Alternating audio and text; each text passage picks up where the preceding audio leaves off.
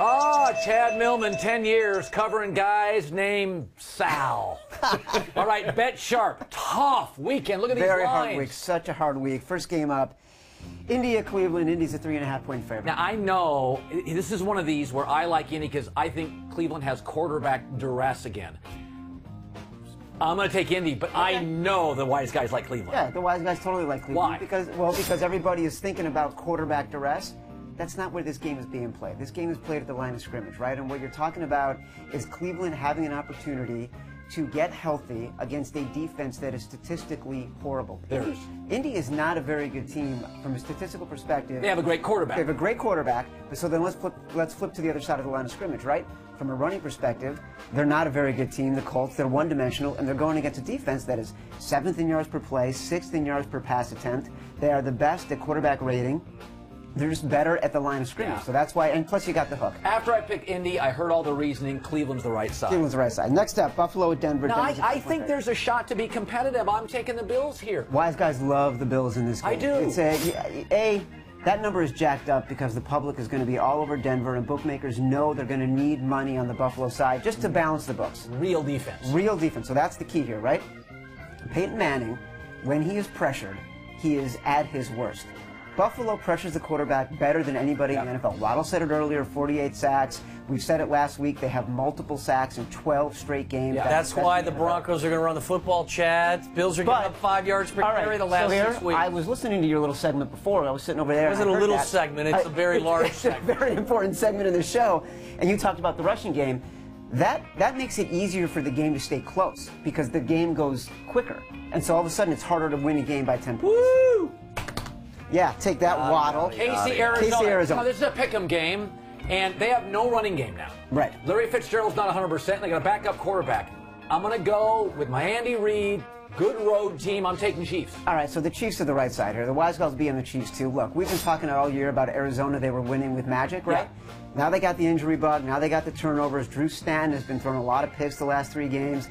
This is a good one. On the last 3 games, they're scoring touchdowns on 16% of their offensive possessions. The Cardinals are. The only team worse is the Raiders.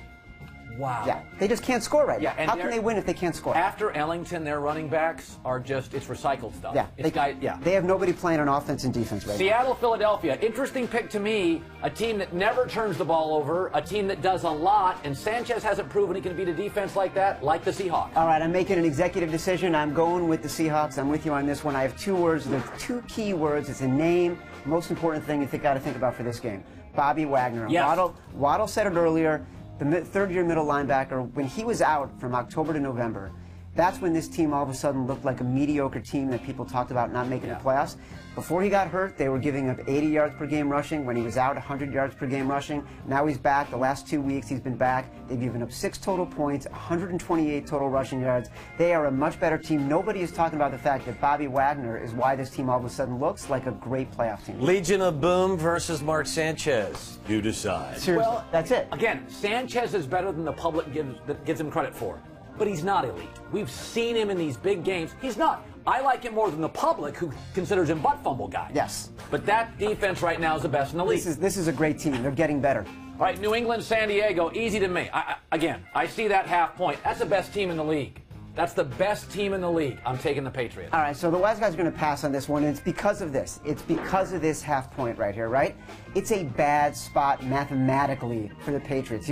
You know they're going to be jacked up because they're coming off a loss, right? And so you know the public is going to be on New England because they're coming off a loss. So the numbers get a little bit higher.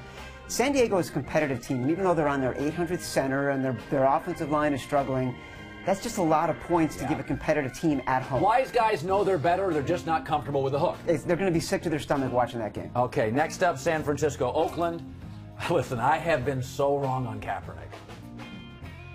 I'll take Oakland. All right, so the wise guys are going to be on Oakland, too, in this one, and here's why. They just don't score. They don't. Dude, they just don't score. First, they're the principal, right? He just duded you right there. But they don't. They don't. Duded you. They don't score. Look, there's the fact that this is a touchdown favorite on the road. They're going to be on Oakland no matter what, right? But look, the last 3 games, San Francisco scoring 17 points a game. Yeah. They're barely averaging 20 points a game over the year. That is a huge number to have to cover when you cannot put the ball in the end zone. Kaepernick, by the way, you know how many fourth-quarter touchdown passes he's thrown this year? None? 0. Wow. Okay? Hey, which locker room does Jim Harbaugh walk into here? Well, right now it's San Francisco, but he could be thinking about Oakland. Just asking. I think the Oakland's an interesting fit. He's contrarian, so are they. And by the way, he's going to get a lot of control. Al Davis no longer there. I think Harbaugh doesn't have to get his kids out of school, doesn't have to buy a new house. I'm with you, man. Harbaugh Raiders. I like it.